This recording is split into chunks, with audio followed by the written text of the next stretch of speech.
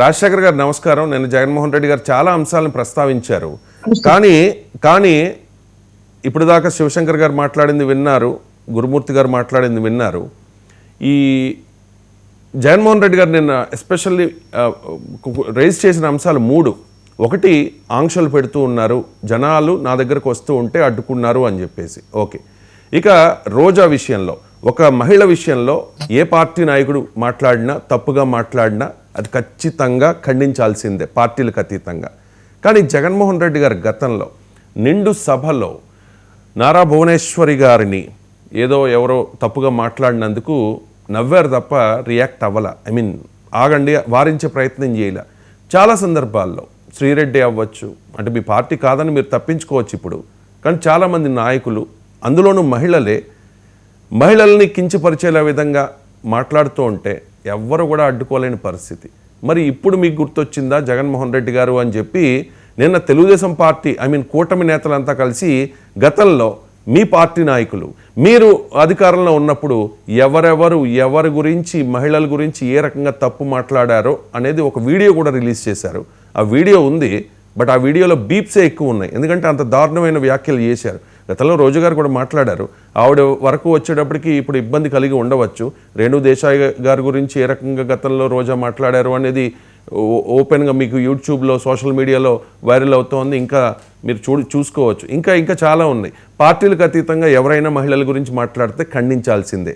కానీ నిన్నే జగన్మోహన్ రెడ్డి గారు రోజా గురించి ఒక వ్యక్తి, ఒక గాలి భానుప్రకాష్ అనే ఒక ఎమ్మెల్యే మాట్లాడిన దాన్ని ఖండించారు. ఒకసారి బయట ప్లే చేయండి. అయ్యా చంద్రబాబు నాయుడు గారు, మీ ఎమ్మెల్యేలు ఎంత హేయంగా మాట్లాడుతూ ఉన్నారు అని చెప్పడానికి నిదర్శనం నిన్న మొన్న జరిగిన నగిరి ఎమ్మెల్యే రోజమ్మ గురించి, ఎక్స్ఎమ్మెల్యే, అంటే Rojamma ex MLA, sitting MLA, Nagari Telugu Desam party MLA ఎలాంటి మాటలు మాట్లాడాడు. చెప్పడానికి కూడా సిగ్గుపడే మాటలు, సిగ్గుపడాల్సిన మాటలతో రోజమ్మను హేయంగా మాట్లాడితే ఇదే చంద్రబాబు నాయుడు గారు ఏం చేశారని అడుగుతా ఉన్నా. మొన్న జెడ్పీ చైర్మన్ హారికమ్మ కారు ఆపి అద్దాలు పగలగొట్టి కర్రలతో దాడులు చేసి కారులో తాను తన మొగుడు ఉండగానే దుర్భాషలాడుతూ అన్యాయమైన తిట్టులు తిడుతూ వారి మీద దాడి చేయడం అన్నది మీ డిక్షనరీలో అర్థం ఏమిటి చంద్రబాబుని అడుగుతా ఉన్నారు. ఇంకా జగన్మోహన్ రెడ్డి గారు చాలా అంశాలని ప్రస్తావించారు. వాస్తవమే అది. ఆ రకంగా మహిళల మీద దాడి జరగడం, మాటలు దాడి జరగడం తప్పే. కానీ కాగమాని రాజశేఖర్ గారు మిమ్మల్ని అడుగుతూ ఉన్నా, జగన్మోహన్ రెడ్డి గారు ఏమంటూ ఉన్నారంటే, మీ జగన్మోహన్ రెడ్డి గారు మహిళలపై బూతులు మాట్లాడుతూ ఉంటే సీఎం చంద్రబాబు ఏం చేస్తూ ఉన్నారు అని చెప్పి. మరి ఈ క్వశ్చన్ అడిగినప్పుడు ఖచ్చితంగా మీ వైపు చాలా వేళ్ళు చూపిస్తాయి. మరి గతంలో జగన్మోహన్ రెడ్డి ఏం చేశారు, మీ నాయకులు ఏం చేశారు అని చెప్పి. సో ఈ ప్రశ్నకు మీ సమాధానం ఏంటి? ఈరోజు మీరు పెట్టినటువంటి డిబేట్ సబ్జెక్ట్ చాలా ముఖ్యమైనది, కీలకమైనది కూడా. ఎందుకంటే మహిళల పట్ల ఎవరైనా సరే సరైనటువంటి రీతిలో స్పందించాలి, సరైనటువంటి రీతిలో విమర్శలు చేయాలనేటువంటిది ఎవరైనా అంగీకరిస్తారు. దానికి అది ఏ పార్టీ అయినా కావచ్చు. పార్టీలకు అతీతంగా వాళ్ళ గురించి అలా మాట్లాడటం కూడా అది పొరపాటుగానే భావిస్తా ఉన్నాను. నేను వ్యక్తిగతంగా కూడా నేను దాన్ని సమర్థించున్నాను ఎలాంటి పరిస్థితి. అయితే ఇప్పటి వరకు కూడా వైఎస్ఆర్ కాంగ్రెస్ పార్టీ నాయకులు మాట్లాడారు, లేదా వైఎస్ఆర్ కాంగ్రెస్ పార్టీ లీడర్స్ మరి మహిళల్ని కించపరుస్తూ మాట్లాడారు అనేటువంటి మాట్లాడుతున్నారు, లేదా దానికి దారి తీసినటువంటి పరిస్థితులు, దానికి ముందు అవతల పార్టీ నాయకులు ఏం మాట్లాడారు లేదా అవన్నీ కానీ పరిశీలన చేస్తే ఏది ఏమైనా రాజకీయాల్లో విమర్శలు, ప్రతి విమర్శలు అతి సహజంగా జరుగుతాయి. కానీ అవి శృతి మించి పోతున్నటువంటి పరిస్థితులు ఈరోజు పాలసీల మీద క్వశ్చన్ చేయొచ్చండి. రాజకీయాల్లో చాలా హుందాగా కూడా విమర్శించుకోవచ్చు. చాలా మంది నాయకులు చాలా హుందాగా, ఎంత రకంగా, ఇప్పుడు వాజ్పేయి గారు ఉన్నారు, గతంలో రాజకీయ ప్రత్యర్థులను విమర్శించాల్సి వస్తే ఆయన మాటల చమత్కారంతో ఏ రకంగా విమర్శించేవారు చూసాం. కానీ ప్రతిదానికి బూతులు మాట్లాడడం, మీరు స్టార్టింగ్లోనే చాలా పాజిటివ్గానే మాట్లాడారు, సంతోషం. ఎవరు మాట్లాడినా మహిళల మీద అది ఖండించాల్సిందే. కానీ గతంలో అసలు ఇది పీక్స్కి వెళ్ళిపోయిందండి. జగన్మోహన్ రెడ్డి గారి అధికారంలో ఉండగా మీరు ఒప్పుకోవాల్సిందే. అది ఇప్పుడు అది కంటిన్యూ అయితే ఖచ్చితంగా దాన్ని ఖండించాల్సిందే. అక్కడ కానీ గతంలో మీరు తప్పు చేశారు కదా, మరి అప్పుడు జగన్మోహన్ రెడ్డి గారు వారించలేదు కదా, మరి ఇప్పుడు అడిగే నైతిక అర్హత జగన్కు ఉంటుందా అనేది ఒక ప్రశ్న, జనాల నుంచి వస్తున్న ప్రశ్న, కూటమి నేతల నుంచి వస్తున్న ప్రశ్న. రాజశేఖర్ గారు, ఇప్పుడు జగన్మోహన్ రెడ్డి గారు విధానం అది కాదు, వైఎస్ఆర్ కాంగ్రెస్ పార్టీ విధానం అది కాదు. దానికి వ్యతిరేకత కొన్ని సంఘటనలు అక్కడక్కడ కొన్ని సంఘటనలు జరుగుతుంటాయి. దాన్ని ఖచ్చితంగా మరి దాన్ని వ్యతిరేకిస్తాను తప్పితే మేము దాన్ని సమర్థించేది లేదు.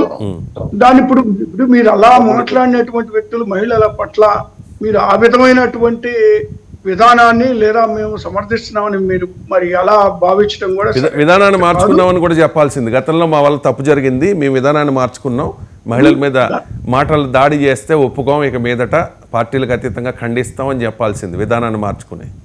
మా విధానమే అది కాదు, మా విధానం అది కాదు. నేను అదే ముందుగా చెప్పాను, మీకు ఏం చెప్పాను, నేను కొన్ని ఇలాంటి సంఘటనలను రాజకీయాల్లో విమర్శలు ప్రతి విమర్శలు సహజం, కానీ అది ఆ స్థాయికి వెళ్లకుండా ఉండాలి అని కోరుకుంటున్నాను. అన్ని పార్టీల గురించి నేను మాట్లాడుతున్నాను.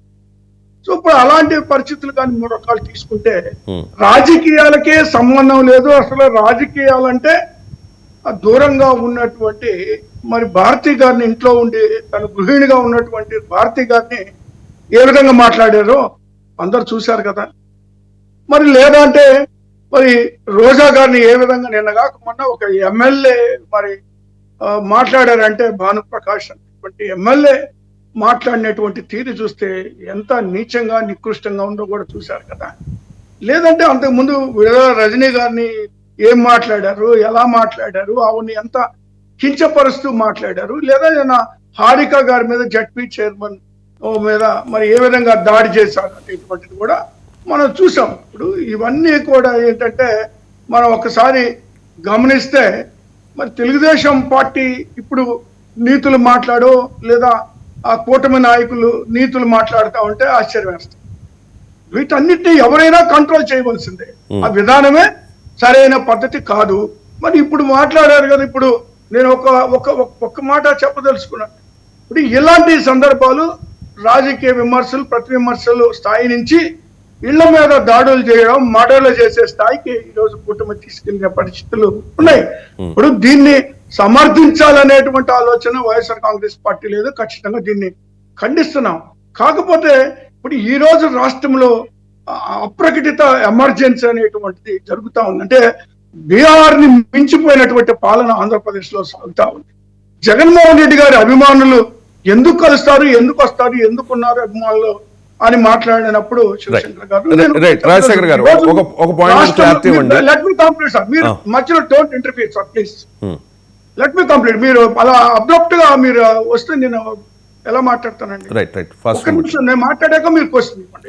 ఇప్పుడు నేనేమంటానంటే జగన్మోహన్ రెడ్డి గారి అభిమానులు ఎందుకు వస్తున్నారంటే ఈ రోజు రాష్ట్రంలో జరుగుతున్నటువంటి పాలన ఏంటి, ఇచ్చినటువంటి హామీలు ఏంటి, హామీలు నెరవేర్చకుండా హామీల తొంగులో తొక్కి రెడ్ బుక్ రాజ్యాంగం నడుస్తుంది. ఈ రోజు ఇచ్చినటువంటి హామీలు పేద ప్రజలు ఈ రోజు అల్లాడిపోతున్నటువంటి పరిస్థితుల్లో, రైతులు అల్లాడిపోతున్నటువంటి పరిస్థితుల్లో జగన్మోహన్ రెడ్డి గారు పర్యటన లేనటువంటిది అతి సాధారణంగా ప్రజలు పలకరించడం, ఓదార్చడానికి, లేదా రాబోయే రోజుల్లో మేము అధికారంలోకి వచ్చిన తర్వాత మీకు సహాయంగా అండగా నిలబడతామని తెలియజేయడానికి ముందుకు వెళ్తున్నారు. ఆ రోజు రెంటచింతల పోయినా, మరి ఆ రోజు జరిగినటువంటి మర్డర్ కేసు దాడులకు సంబంధించి పోయినా, లేదంటే గుంటూరు మిర్చి రైతులకు పోయినా, ప్రకాశం జిల్లా పొగాకు రైతులకు సంబంధించిన అంశం పోయినా, లేదంటే మామిడి రైతులకు సంబంధించినటువంటి మద్దతు ఇవ్వడానికి పోయినా కూడా, మరి నిన్న జరిగినటువంటి దాడుల మీద మరి పోయినప్పుడు నెల్లూరు పోయినప్పుడు కూడా ప్రతి సంఘటనలో కూడా ప్రభుత్వం లేదా ఆంక్షలు పెట్టడం, అడ్డుకోవడం, లేదా ఇప్పుడు వాళ్ళు దాదాపు 2000 పైబడి పోలీసుల్ని భద్రతగా పెట్టామంటున్న సందర్భంలో ఆ భద్రత కేవలం మరి కార్యకర్తలను కట్టడి చేయడానికి రోడ్లు తవ్వడం ఏంటి?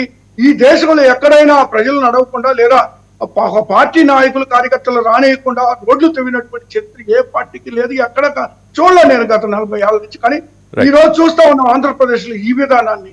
ఇప్పుడు కార్యకర్తలు ఎందుకు కలుస్తారు, ఎందుకు కలవరు, ప్రజలు ఎందుకు కలవరు? జగన్మోహన్ గారు ఉన్న బాధల్ని చెప్పుకోవడానికి ఆయన దగ్గర కలిసి ఈ రోజు రాష్ట్రంలో బాధలేం లేవు అనేది కూటమి నేతలు చెప్తున్న మాట.